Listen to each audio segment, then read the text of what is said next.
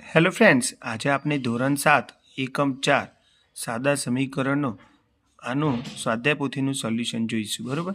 આ શરૂઆતમાં જે MCQ આપેલા છે એના જવાબ છે.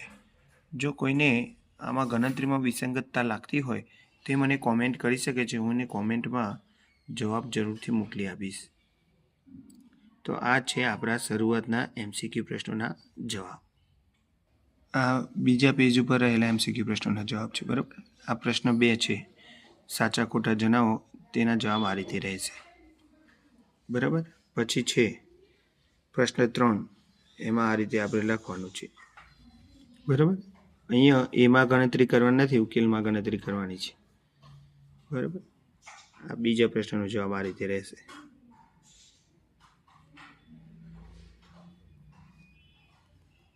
ત્યાર પછી આ પ્રશ્ન 4 જે છે એની ગણતરીનો જવાબ આ રીતે રહેશે.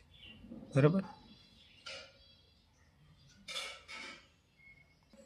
જે આ રીતે લખવાના રહેશે. બરાબર. પદની અદલા બદલી કરવાથી આપણે આ જવાબ મળે છે. ત્યાર પછી આગળ જઈએ આપણે તો આ રીતે જવાબ લખવાનો રહેશે. બરાબર. ત્યાર પછી ત્યાંથી આપણે આગળ જઈએ તો જવાબ આ રીતે લખવાનો રહેશે. આપણે પ્રશ્ન 5નો પહેલાનો જવાબ. બરાબર. ત્યાર પછી આ છે બીજા પ્રશ્નનો જવાબ. ત્યાર પછી આપણે આગળ જોઈએ તો આ છે આપણે ત્રીજા પ્રશ્નનો જવાબ. એક આઈ રહી ગયો છે ભૂલમાં કરવાનો. અને આ છે ચોથા પ્રશ્નનો જવાબ.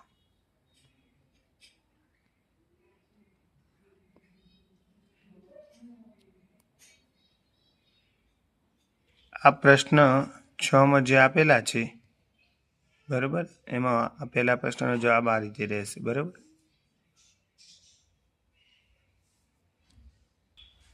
બીજો પ્રશ્ન જે છે આ એનો જવાબ તમારે આ રીતે રહેશે લખવાનો.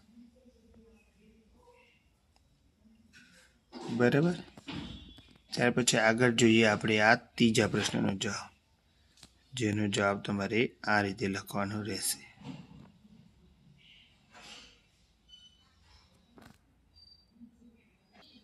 ત્યાર પછી આપણે જોઈએ આ પ્રશ્ન 7. એમાં જે પહેલો પ્રશ્ન છે એનો જવાબ તમારે આ રીતે લખવાનો રહેશે. બરાબર. પછી આગળ જોઈએ આપણે આ બીજો દાખલો. એનો જવાબ તમારે આ રીતે લખવાનો રહેશે. બરાબર. પછી આગળ જોઈએ આપણે આ આકૃતિવાળો ત્રીજો દાખલો. આમાં આપણે યાદ રાખવું પડશે કે ત્રિકોણના ત્રણેય ખૂણાનો સરવાળો 180 થાય છે ને તે આધારે આ દાખલાનો જવાબ રહેશે. અને આ છે ચોથા પ્રશ્નનો જવાબ.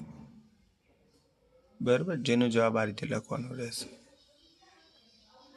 ત્યાર પછી આપણે આગળ જોઈએ તો આ છે પાંચમા પ્રશ્નનો જવાબ. બરાબર. હવે આપણે આગળ જોઈએ તો આ છે છઠ્ઠા પ્રશ્નનો જવાબ.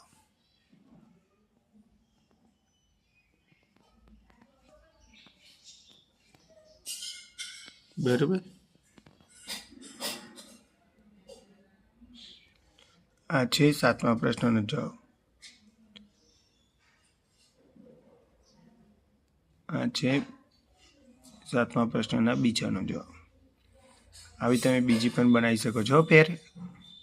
ત્યાર પછી આગળ એક આપેલું છે જાતે કરીએ. તેમાં એક કોયડો ઉકેલવાનો છે જે મેં ઉકેલું છે. x બરાબર 30 જવાબ આવે છે. કેટલો આવે છે? x બરાબર 30 જવાબ આવે છે. અને આના આધારે આપણે એક બીજો કોયડો બનાવવાનો છે જાતે. તો એનો જવાબ આ રીતે તમારે લખવાનો રહેશે. આ મેં કોયડો બનાવ્યો છે. તમે આવો ગમે તે કોયડો બનાવી શકો, આ જ લખવો એવો જરૂરી નથી. બરાબર. ત્યાર પછી આપણને તેમાં પ્રશ્ન 2 આપેલો છે કે ગમે તેવા 5 સમીકરણ બનાવો પણ એનો જવાબ 0 હોવો જોઈએ, એટલે કે ઉકેલ 0 હોવો જોઈએ. x બરાબર, તો એના માટે આવું આપણે લખી શકીએ છીએ. બરાબર. આ સિવાય પણ અન્ય સમીકરણ લખી શકાય છે.